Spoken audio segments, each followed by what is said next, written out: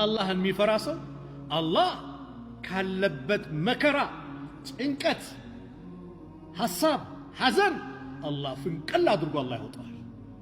አላህ ምን አለ? ወመን የተቂላህ አላህን የሚጠነቀቅ አላህን የሚፈራ የጅዐል ለሁ ለሱ አላህ ያደርግለታል መኽረጀን መውጫን አላህ ያደርግለታል። ወየርዙቁሁ ርዝቁንም ያመጣለታል ይረዝቀዋል። ሚን ሐይሱ ላ የሕተሲብ ካላሰቡ ቦታ። ሱብሓነላህ። ተቅዋ ያለ ሰው ሐሳብ ጭንቀት ካለ አላህ ይገላግልሃል። ርዝቅህን ካላሰቡ ቦታ ያመጣልሃል።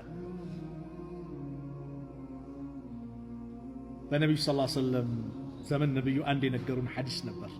ኢማም ሙስሊም የዘገቡት 3 ሰዎች በሆነ ምክንያት ጫካ ላይ የቤተሰቦቻቸው ሊኻድሙ እንጨቱን ምኑን ለመቀም ሲሄዱ ዝናብ ሲመጣ ሸለቆ ውስጥ ይገባሉ። ሸለቆ ውስጥ ሲገቡ ከላይ ቋጥኝ ድንጋይ መጣና የሸለቆውን በር ይዘጋዋል። ተጨነቁ። መውጫ መግቢያ ጭንቀቱ በዛ። አንደኛቸዋል እንደው ለአላህ ብለን የሱን ፊት ፈልገን የሰራነው ስራ ዛሬ በሱ ምክንያት አላህን ካልተማጸን በቃ ምንወጣበት ምንድንበት የለም። አንደኛው ቀጠለ።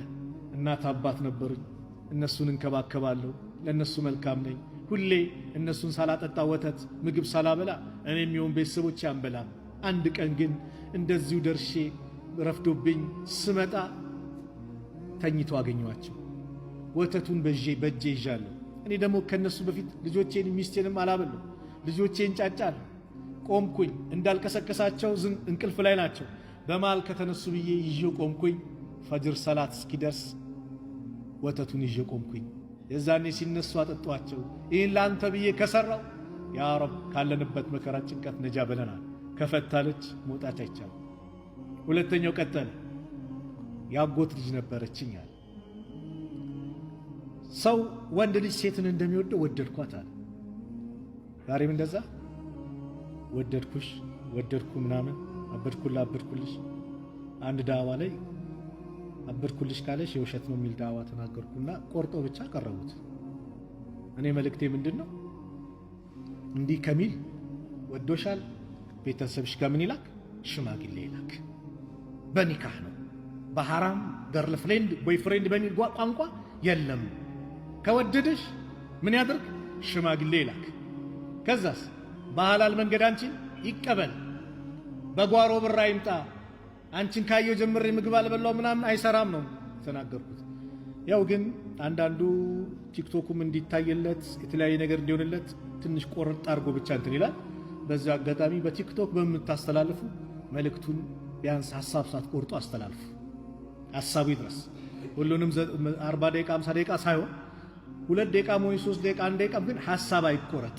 ይሄ መልእክቴ ነው። በዚህ አጋጣሚ ይህ ሰው ያጎት ልጅ ነበረችኝ፣ ወንድ ልጅ ሴትን እንደሚወደው ወደድኩኛል። ግን ውዴታውም በሐራም ለመግለጽ ሞከረ። በሐራም ጠየቃት።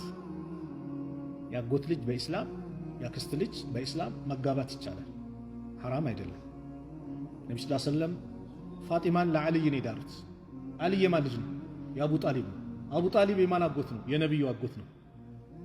በኢስላም አልተከለከለም። ስለዚህ ያጎቴ ልጅ ነው ብሎ አጅን መጨባበጥ ምናምን ያክስቴ ልጅ ናት እንደ እህቴ ናት የለም። ኢስላም የከለከለበት መጨባበጡን እስካልተጋቡ ድረስ መጨባበጥ መላፋት ምናምን አይሆንም። መንገድ ይስታሉ። ኢስላም አስተምሮ ነው፣ ጥንቃቄ ይፈልጋል። በዚህ ይህ ሰው ወደድኳትና ለሐራም ሳመቻቻት እምቢ አለቻት። አንድ ቀን ድርቅ ተከሰተና ሰው ሲቸገር ወደ ዘመድ ይመጣል። አንተ የአላህ ባሪያ ቸገረኝ እኮ ብላ መጣች። ያን ቀን የጠየቅኩሽን ጥያቄ እሺ ካላልሽ ምንም ነገር የለም ማለት።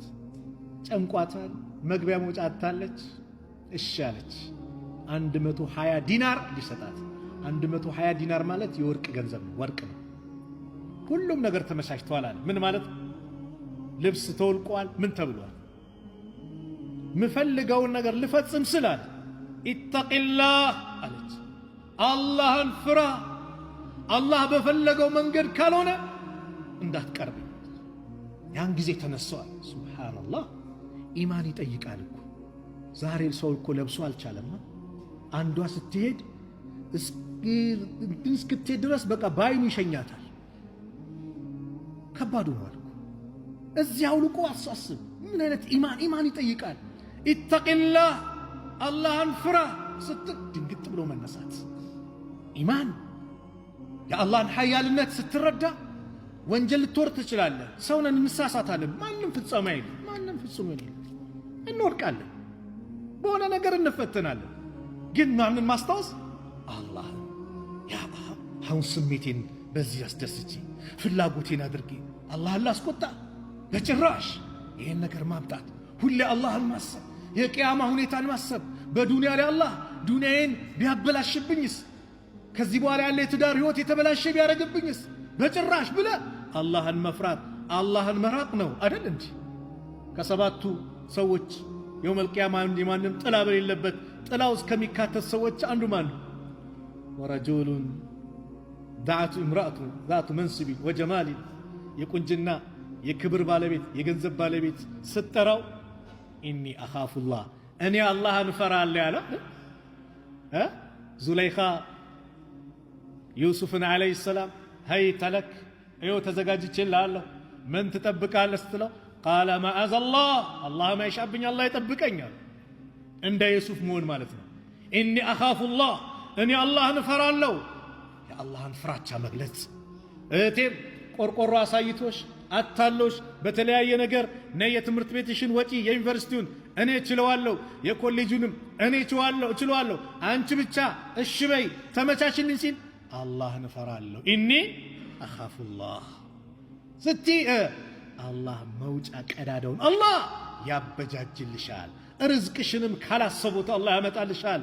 ምናልባት ያማረውን ህይወትሽን አሳምሮ ውብ አድርጎ የትዳር ህይወትሽን ያማረ አድርጎ አላህ ይሰጥሻል። በመን በተቅዋ